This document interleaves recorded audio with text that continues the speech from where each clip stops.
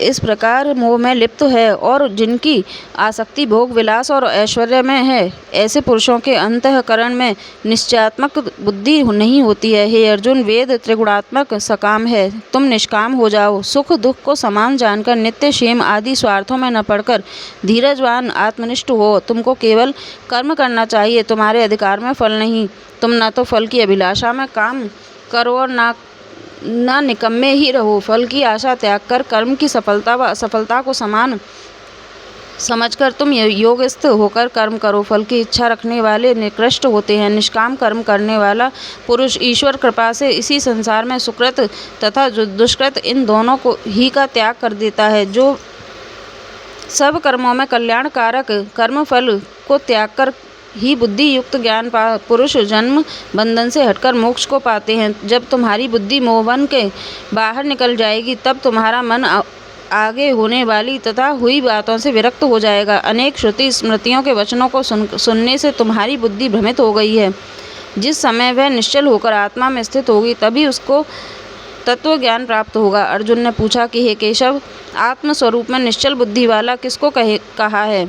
उनके लक्षण क्या है? श्री कृष्ण जी बोले कि हे अर्जुन, जो महापुरुष मन की सब कामनाओं को त्याग देता है और अपने आप से ही प्रसन्न रहता है, उसको निश्चल बुद्धि वाला कहते हैं। दुख में जिसके मन में खेद नहीं होता और सुख में जिसको आसक्ति नहीं होती तथा प्रीति भय क्रोध जिसके जाते रहते हैं, वह महात्मा स्थिर बुद्धि वाला मुनि कहलाता है। जो सर्वत्र स्नेह रहित विचरता है, जो शुभ पदार्थ प्राप्त होने पर हर्ष नहीं करता, अशुभ से अप्रसन्न नहीं होता, उसी को स्थिर बुद्धि जानना चाहिए। और कछुआ जैसे अपने अंगों को सिकोड़ लेता है, उसी तरह जो पुरुष अपनी इंद्रियों को विषय से हटाता है, उनकी बुद्धि स्थिर जाननी चाहिए। हे अर्जुन, मोक्ष का प्रयत्न करने वाले विद्वान व्यक्ति को भी प्रबल इंद्रियां बलात् उसके मन को जीत लेती हैं। इसीलिए सब इंद्रियों को विषयों से रोक मेरे लिए तत्पर हो जावे।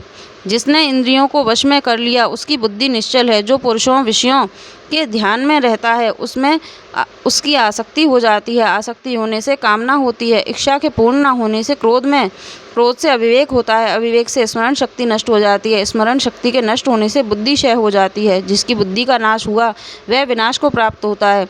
जो पुरुष राग द्वेष से रहित हो इंद्रियों के विषय सुख का अनुभव करता है और अपने मन को वश में रखता है, वह शांति को प्राप्त होता है।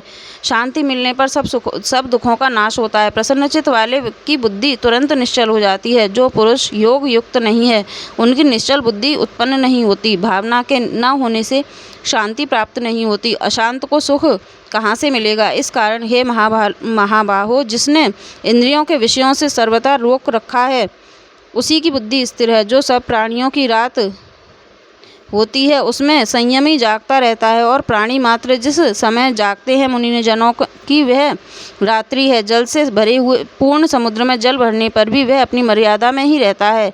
उसी तरह जिस पुरुष में इच्छा न रहने पर भी सब भोग उसे विचलित न करते हुए प्रवेश करते हैं, उसी को शांति मिलती है। विषयों की इच्छा करने वाले को शांति नहीं मिलती।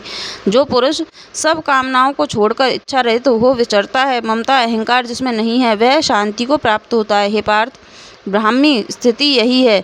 ऐसी स्थिति मिल जाने पर प्राणी फिर मोह में नहीं फंसता और अंत समय में निर्वाण ब्रह्म प्राप्त होता है। राधे राधे। दूसरा अध्याय संपूर्ण। जय श्री कृष्णा। अब हम दूसरे अध्याय का महात्म्य सुनेंगे।